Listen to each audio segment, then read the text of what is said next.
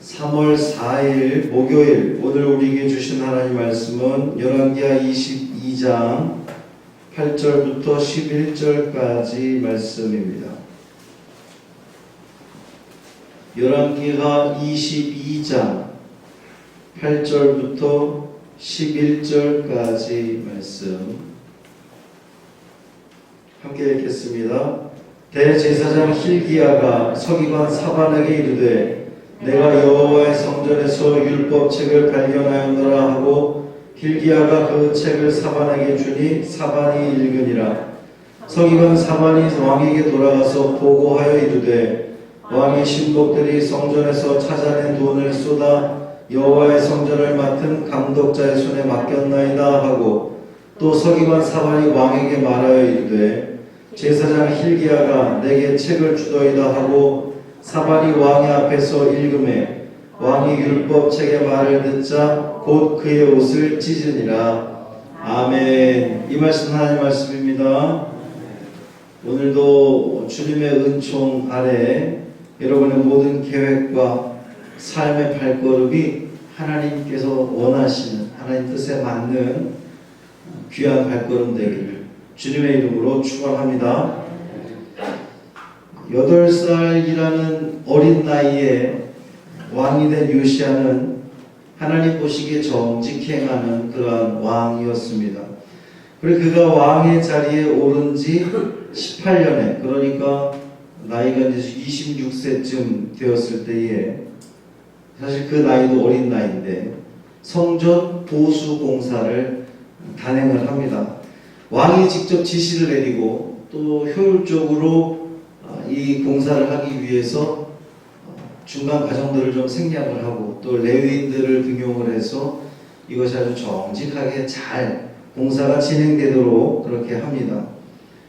요시야 왕의 이제 종교개혁에 대해서 앞으로 다루겠지만 이 성전 보수 공사를 가장 먼저 이렇게 시작했다는 것은 그만큼 요시야 왕의 마음이 항상 하나님 중심이었다. 하나님을 먼저 생각하는 그러한 사람이었다 라고 하는 거죠.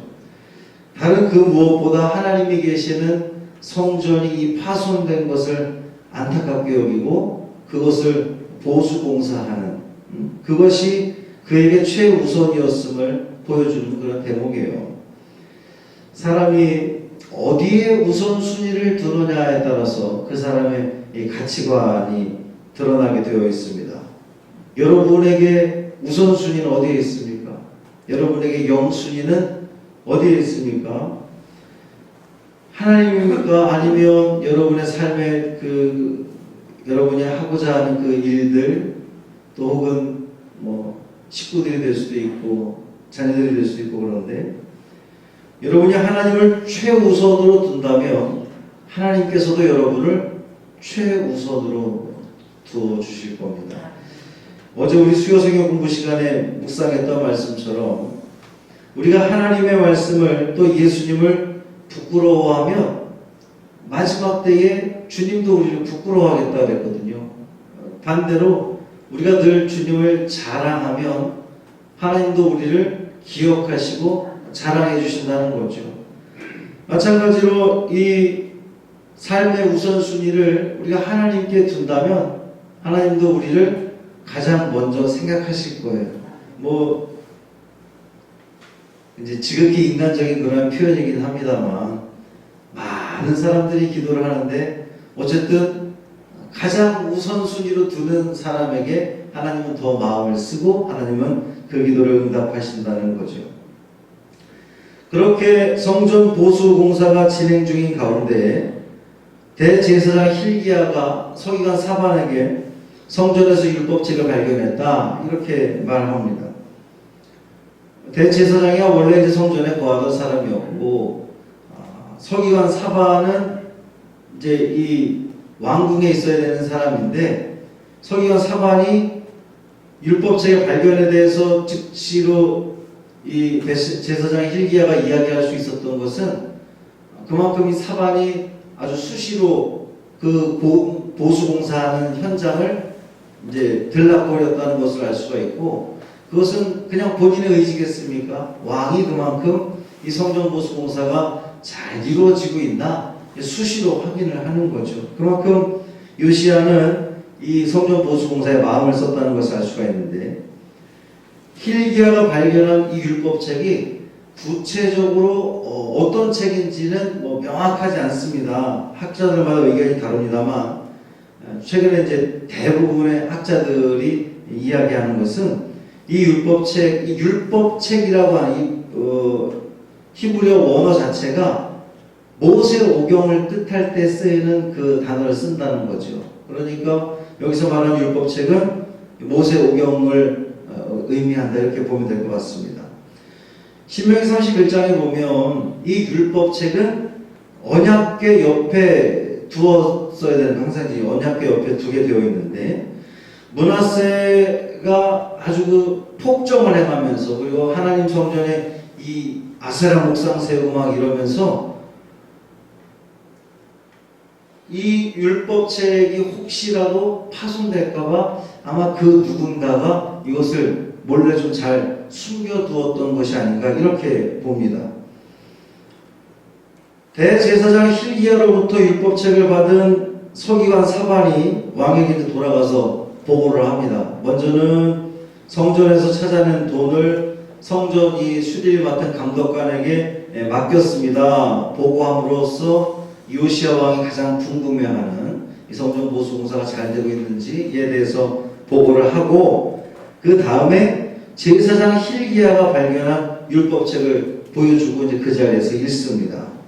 그런데 왕이 이제 사반이 율법책을 읽는 것을 딱 듣자 곧 그의 옷을 찢었다 그랬어요.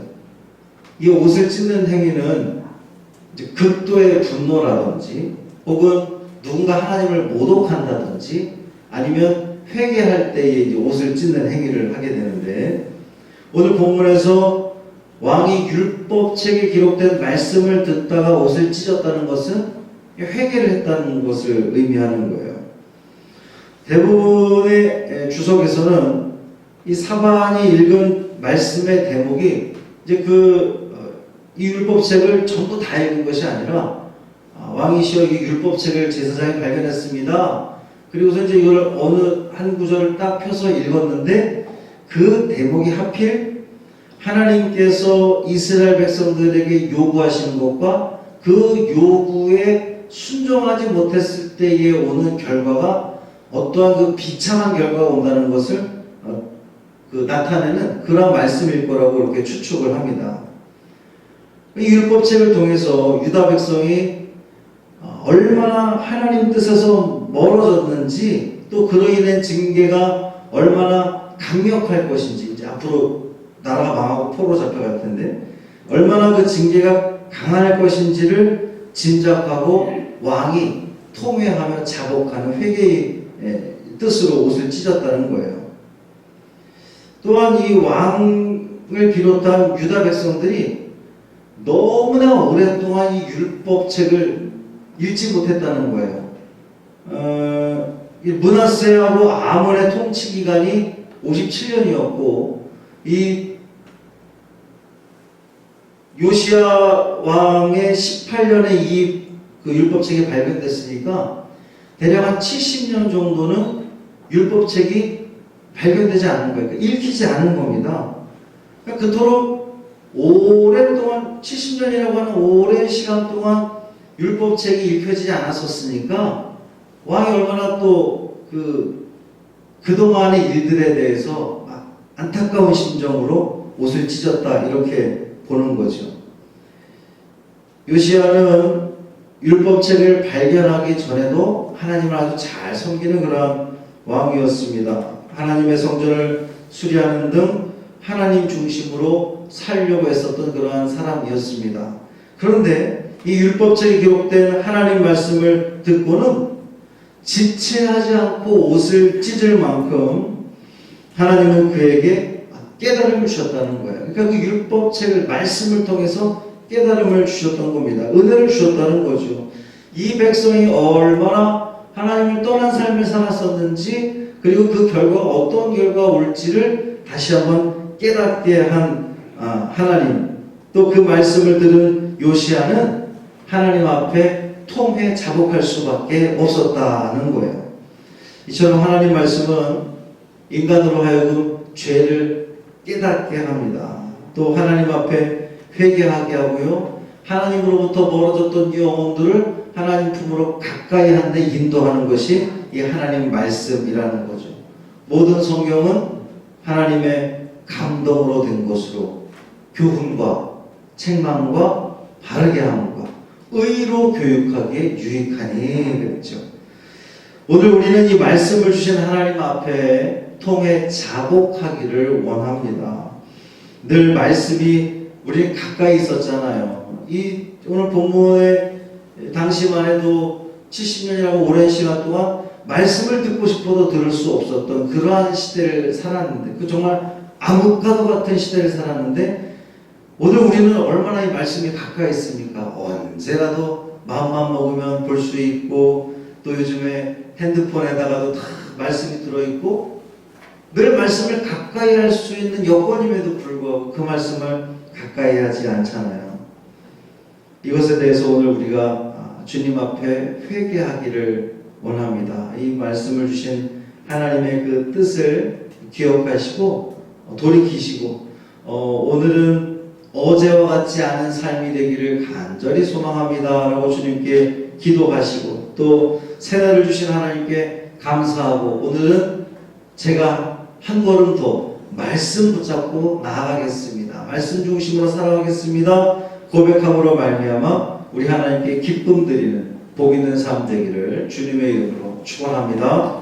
할렐루야. 살아계신 아버지 하나님 감사합니다.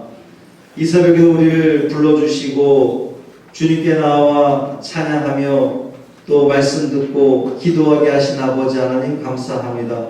우리 성도들 각자의 기도 제목을 가지고 주님 앞에 나왔습니다. 주님 앞에 다 내어놓고 주님 앞에 아뢰일 때에 주님 응답하여 주옵소서. 먼저 우리가 우리의 그 지난 삶들을 온전히 회개하기를 원합니다. 오늘 말씀을 통해서 우리는 다시 한번 깨닫게 됩니다. 너무도 가까이 있었던 이 말씀, 너무도 쉽게 대할 수 있었던 이 말씀이기에 어쩌면 너무나 쉬워서 그 말씀을 오히려 멀리하고 가까이 하지 못했던 우리들의 모습이었던 것을 고백하며 용서를 구합니다. 주님, 우리를 긍휼히 여겨 주옵시고 늘 말씀 중심으로 살아가는 우리가 되게 하여 주옵소서. 말씀을 통해 깨닫는 우리가 되게 하여 주옵시고, 말씀을 통해서 지난날 우리의 그 잘못된 삶들을 온전히 주님 앞에 고백을 하며 이제 오늘은 어제와는 다른 새로운 삶을 살겠습니다 다짐하는 이 시간 되게 하여 주옵소서.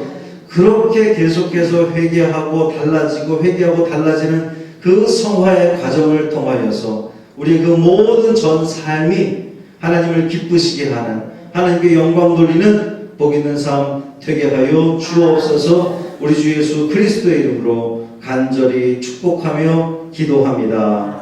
아멘.